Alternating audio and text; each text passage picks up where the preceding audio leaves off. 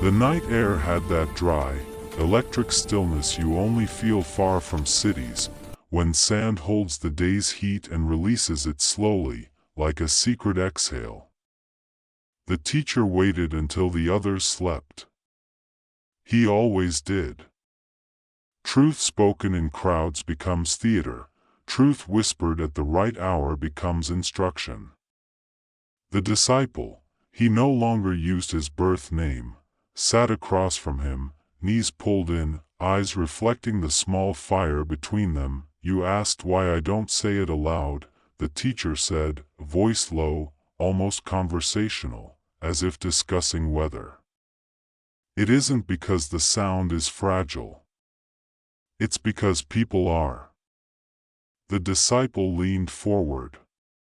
He had followed this man across dry roads and into abandoned courtyards, had listened to stories that bent familiar teachings just enough to make them breathe again. But tonight felt different. The teacher's posture had shifted, shoulders slightly tense, gaze checking the dark beyond the firelight. "There is a key sound," the teacher continued, "that doesn't ask. It identifies. When spoken with recognition, it bypasses the lower systems entirely." He paused, letting the idea land. Most people are trained to beg. This sound does not beg. The disciple felt a tightness in his chest, not fear exactly, but anticipation. "If it's only a sound," he said, "why would anyone react?" The teacher smiled, thin and knowing. "Because sound is never just sound. It carries authority. And authority always threatens someone." He drew a line in the sand with a stick, then another above it. "Most are taught there is one power and one route to it. That's neat. Comfortable. But reality is messier." He tapped the upper line. "There is the high source, unmediated, self-existing, indifferent to ceremony." Then he tapped the lower line. "And there is the builder. Not evil in the way stories paint it, but territorial. It governs systems, permissions, hierarchies." The disciple watched the stick move, trying to keep his breathing steady. None of this was entirely new, yet hearing it arranged so plainly made his stomach turn. "Between the two," the teacher went on, "are wardens. Think of them as filters. Their role is to keep traffic predictable. Prayers that fit the approved pattern pass through. Anything else gets scrambled into doubt, guilt, or noise." He flicked sand across the lines, blurring them. "That's why sincere people can pray for decades and feel nothing change." The disciple swallowed.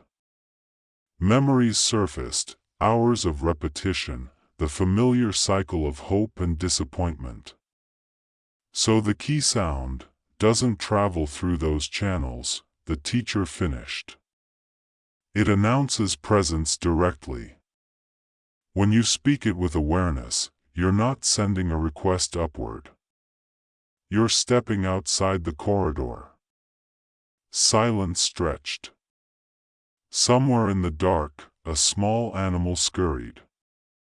The fire cracked softly. "Why give it to me?" the disciple asked at last. "Because you already hear the interference," the teacher said gently. "You felt the moment when a clear insight is immediately followed by a wave of doubt that feels borrowed." He tilted his head. "Most people think that second thought is their own." The disciple nodded, pulse quickening. He knew that wave well, the sudden heaviness, the internal voice that said, "Don't go there, don't trust this, be reasonable." The teacher leaned closer. "If this sound were shouted in markets, institutions would label it dangerous. Not because it harms, but because it makes intermediaries irrelevant.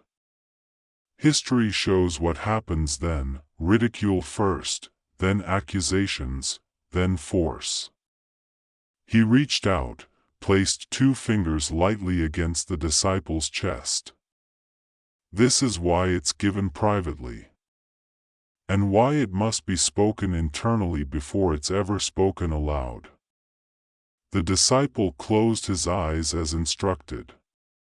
The teacher guided him, not with theatrics, but with careful pacing. Notice the breath, notice the gap between thoughts, notice the sense of I am before any label attaches. Only then did he shape the sound, not loudly, not dramatically, but precisely. The disciple felt it resonate, not in his ears, but behind his eyes, as if something had aligned. For a heartbeat, there was no commentary, no analysis. Just clarity. Then, almost immediately, the doubt wave rose. This is imagination. You're tired. Don't be foolish. The disciple's eyes flew open. The teacher was watching, unsurprised. There, he said softly. That's the backlash. Not punishment. Just containment trying to reassert itself. The disciple laughed under his breath, half in relief, half in awe. So when that happens, you don't fight it, the teacher replied. You recognize it. The recognition itself weakens the interference. He sat back, drawing his cloak tighter. Tonight wasn't about mastery. It was about orientation. The fire burned lower. Dawn was still hours away. Remember, the teacher added, almost as an afterthought, this sound isn't a spell. Without recognition, it's noise. With recognition, it's a declaration. They sat together until the fire became embers, the desert holding their silence like a promise neither rushed to break. By the time the sun rose, the camp had shifted back into ordinary motion. Packs were tightened, sandals dusted off, conversation resumed with the safe topics people use to reassure themselves that nothing fundamental has changed. And yet, for the disciple, everything had. He noticed it first in small ways. Sound seemed sharper, not louder, just more precisely placed. The internal commentary that usually narrated each step lagged half a breath behind, as if it were struggling to keep up. It wasn't silence, exactly, more like space. As they walked, the teacher spoke as if continuing a conversation that had never paused. People imagine control as something imposed from above, he said casually. Rules, threats, punishments. That's the children's version. Real control is subtler. It convinces you that the limits are yours. The disciple nodded, eyes forward. Like the doubt wave. Exactly. It arrives wearing your own voice. The teacher smiled. That's why arguing with it is pointless. You don't argue with weather. They stopped near a stone well, abandoned long enough that moss had crept over its edges. The teacher rested his hand on the rough surface. This is where most teachings fail, he said. They identify the prison, then hand you another set of rules inside it. He looked at the disciple carefully. What you were given last night isn't belief. It's a gate. The disciple waited. He'd learned that silence often pulled more clarity than questions. There are 3 parts, the teacher continued, and none of them work alone. Miss one, and you get religion. Or philosophy. or self-hypnosis. He held up one finger. First, recognition. Not intellectual agreement, recognition. The quiet knowing that exists before your name, before your history. If you can't rest there, even briefly, the gate doesn't respond. The disciple remembered the moment before the sound, that bare sense of presence. It had felt almost too simple, which now seemed intentional. Second, the teacher said, raising another finger, authority. Not dominance. Authority is alignment. You don't force the gate, you stand where it already opens. He tapped his chest. That's why borrowed words fail. Authority can't be outsourced. And the third, the disciple asked, the teacher's third finger rose. Expression. The key sound. Spoken internally at first, later aloud if needed. Not as a plea. Not as a chant. As identification. They sat by the well while the teacher explained how the three braided together. Recognition steadied the mind. Authority prevented leakage into fear. The sound completed the circuit. Miss any step, and the system rerouted the signal back into familiar loops. Emotion, doubt, overthinking. This is also why people report nothing happening, the teacher added. Something does happen. It's just immediately neutralized. The disciple frowned. By the wardens. By habit, the teacher corrected gently. The wardens rely on habit. Break the habit, and they lose leverage. Over the following days, the disciple practiced quietly. Not constantly. Overuse turned it into compulsion, but deliberately. Each time, the pattern repeated. A moment of clarity, followed by a soft pushback. Sometimes it came as skepticism. Other times as sudden fatigue, or the urge to distract himself with conversation. Once, it came as guilt. Who do you think you are? The disciple brought this to the teacher one evening as they shared a simple meal. The teacher laughed, not unkindly. Guilt is a favorite tool, he said. It feels moral, so people trust it. But notice how vague it is. No accusation, no specifics. Just heaviness. So what do I do when it comes? The disciple asked. Nothing dramatic, the teacher replied. You note it. Then you return to recognition and speak the sound once. Not to make it go away, but to remind yourself where you're standing. The disciple tried it later that night. The guilt thinned, like fog warming under sunlight. Not gone, but no longer convincing. Signs will show up, the teacher warned him another time. Not fireworks. Subtle shifts. Old reactions lose their grip. Conversations don't hook you the way they used to. You'll notice pauses where there used to be reflex. And people around me? The disciple asked. The teacher shrugged. Some will feel calmer near you. Others irritated. Systems don't like unclassified signals. The disciple thought of home, of friends who thrived on shared frustration. So this isn't something to advertise. No, the teacher said firmly. This isn't about followers. Anyone turning this into performance has already missed the gate.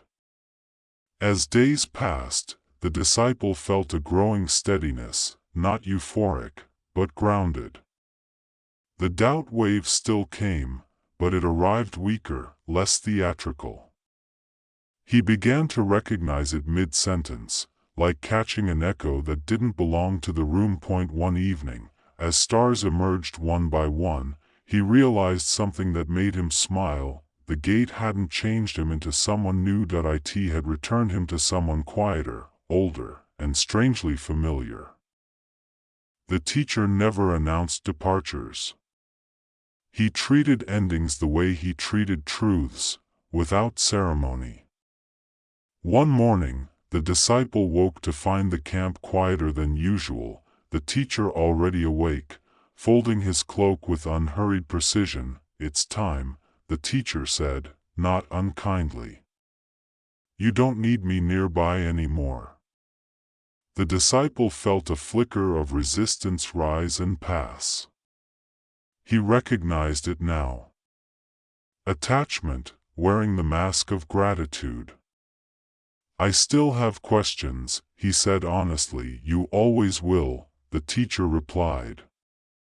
"That's how you'll know you're not turning this into doctrine." They walked together a short distance, just beyond where the path narrowed and split.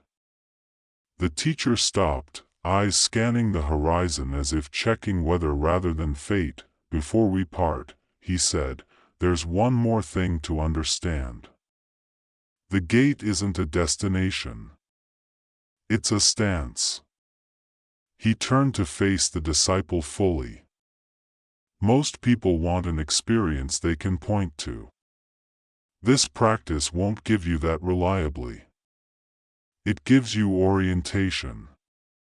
The disciple listened, attentive in a way that no longer strained. "There will be days," the teacher continued, "when nothing feels different. The mind will say you've lost it, that it was a phase, a trick.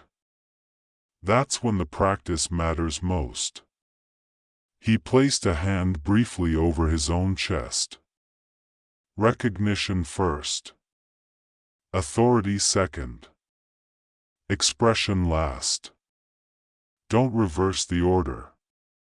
The disciple nodded, committing the sequence not as steps, but as a rhythm. "And understand this," the teacher added. "The systems you've stepped around won't chase you. They don't need to. They wait. They rely on distraction, fatigue, the slow erosion of attention." His gaze sharpened slightly. "Your responsibility isn't to fight them. It's to remain uninteresting to them." The disciple smiled. "Uninteresting?" "Yes," the teacher said, smiling back.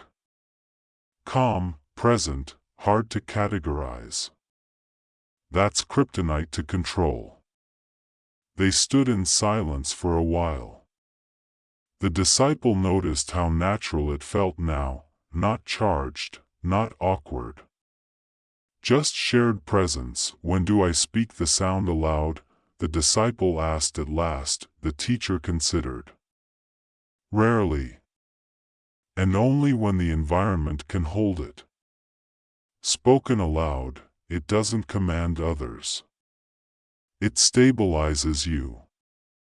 Think of it as tuning, not broadcasting. And if someone asks me what changed, tell them you slowed down," the teacher said. "That's true enough. Anyone who needs more than that isn't asking the right question yet." The disciple exhaled, feeling a quiet gratitude that didn't tip into dependency. "Will we meet again?" The teacher shrugged lightly. "If needed. But don't look for me. If you start looking, you've shifted the center back outside yourself." With that, he stepped back, already half-turned toward the other path. "One last reminder," he said over his shoulder. "This isn't about becoming special. It's about becoming clear." And then he was gone, his figure dissolving into the landscape with no drama at all. The disciple stood alone for a moment, noticing the familiar urge to mark the moment, to make it significant. He let that urge pass. Instead, he settled into recognition, the simple, unadorned sense of being, the world felt the same. And not as he walked, he practiced lightly, almost playfully. Recognition. Authority. The sound, spoken internally, clean and exact. The doubt wave came, late and unconvincing, like an actor missing their cue. Weeks later, back among people who spoke in worries and plans, the disciple noticed how often silence did the work words used to do. Conversations softened around him. Conflicts lost momentum. Not always, but often enough to be noticeable. He understood now why the teacher had been careful. This wasn't power in the way stories sold it. It was freedom from unnecessary loops. One evening, sitting alone, the disciple realized something else. The gate had never been locked. It had only been obscured by noise, and noise, once recognized, no longer ruled him. If you've stayed with this story to the end, I want you to notice something before we wrap up. There was no grand reveal, no dramatic miracle, no promise that everything suddenly becomes easy. That's intentional. Real shifts rarely announce themselves with fireworks. They arrive quietly, then ask whether you're paying attention. Stories like this aren't meant to give you a new belief system or replace one authority with another. They're meant to slow you down just enough to notice your own patterns, especially the ones that pretend to be you, but show up only when clarity does. If something in this narrative felt familiar, or oddly personal, that's not because you're being convinced of anything. It's because recognition doesn't need persuasion. Take what's useful. Leave the rest. Let it settle instead of turning it into a rule. The moment this becomes performance or identity, it stops doing its work. If this kind of storytelling resonates with you, if you value calm exploration over shock and clarity over spectacle, consider supporting the channel. Subscribing helps these videos reach people who are quietly looking, even if they don't yet have language for it. If you felt grounded or thoughtful at any point while listening, tap the like button. It's a small signal, but it tells the algorithm that slower, more reflective content still matters. And if you know someone who's been stuck in the same mental loops for a long time, sharing this video might be more helpful than giving advice. Sometimes a story opens doors that arguments never could. Thanks for spending this time here.